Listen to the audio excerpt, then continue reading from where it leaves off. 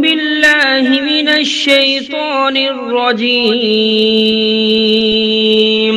بسم الله الرحمن الرحيم. الرحمن علم القرآن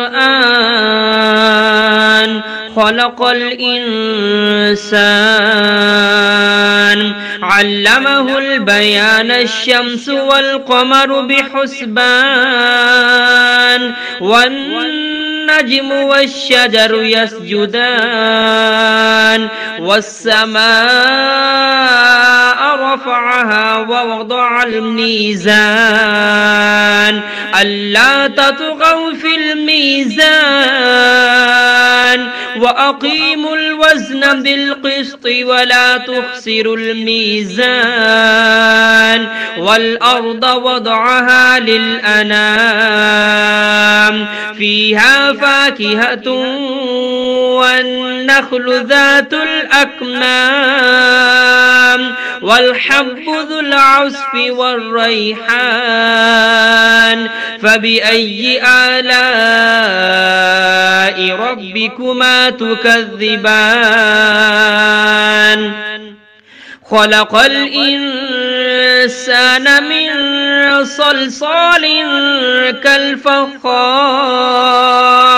وخلق الجان من مارج من نار فبأي آلاء ربكما تكذبان. رب المشرقين ورب المغربين فبأي آلاء ربكما تكذبان. مرج البحرين يلتقيان بينهما برزخ لا يبغيان فبأي آلاء ربكما تكذبان. يخرج منهما اللؤلؤ والمرجان فبأي آلاء ربكما تكذبان. وله الجوار المنشآت في البحر كالأعلام فبأي آلاء ربكما تكذبان.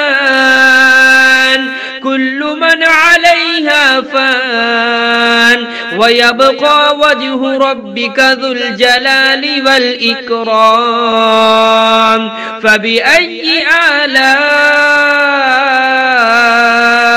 ربكما تكذبان.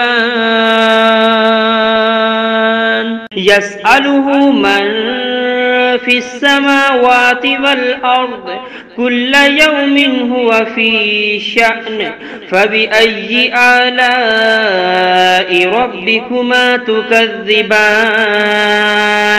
سنفرغ لكم أيها الثقلان فبأي آلاء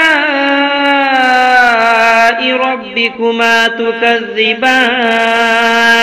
يا معشر الجن والإنس إن استطعتم أن تنفذوا من أقطار السماوات والأرض فانفذوا لا تنفذون إلا بسلطان فبأي آلاء ربكما تكذبان. يرسل عليكما شواظ من نار ونحاس فلا تنتصران فبأي آلاء ربكما تكذبان. فإذا انشقت السماء فكانت وردة كالدهان فبأي آلاء ربكما تكذبان. فيومئذ لا يسأل عن ذنبه إنس ولا جان فبأي آلاء ربكما تكذبان يعرف المجرمون بسيماهم فيؤخذ بالنواسي والأقدام فبأي آلاء ربكما تكذبان هذه جهنم التي يكذب بها المجرمون يطوفون بينها وبين حميم آن فبأي آلاء ربكما تكذبان ولمن خاف مقام ربه جنتان فبأي آلاء ربكما تكذبان ذواتا أفنان فبأي آلاء ربكما تكذبان فيهما عينان تجريان فبأي آلاء ربكما تكذبان فيهما من كل فاكهة زوجان فبأي آلاء ربكما تكذبان متكئين على فرش بطائنها من استبرق وجنى الجنتين دان فبأي آلاء ربكما تكذبان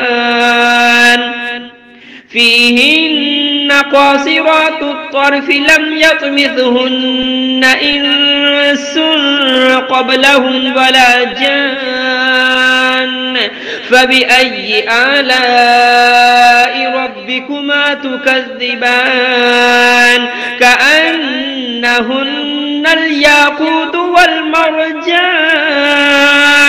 فبأي آلاء ربكما تكذبان هل جزاء الإحسان إلا الإحسان فبأي آلاء ربكما تكذبان ومن دونهما جنتان فبأي آلاء ربكما تكذبان مدهامتان فبأي آلاء ربكما تكذبان فيهما عينان نضاختان فبأي آلاء ربكما تكذبان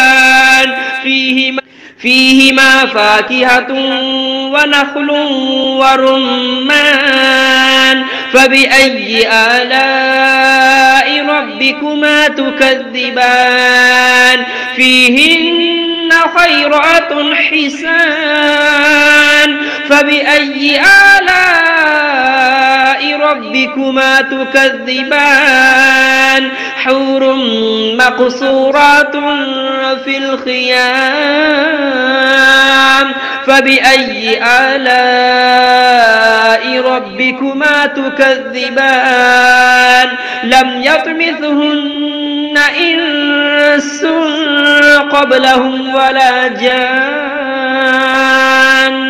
فبأي آلاء ربكما تكذبان متكئين على رفرف خضر وعبقري حسان فبأي آلاء ربكما تكذبان تبارك اسم ربك ذي الجلال والإكرام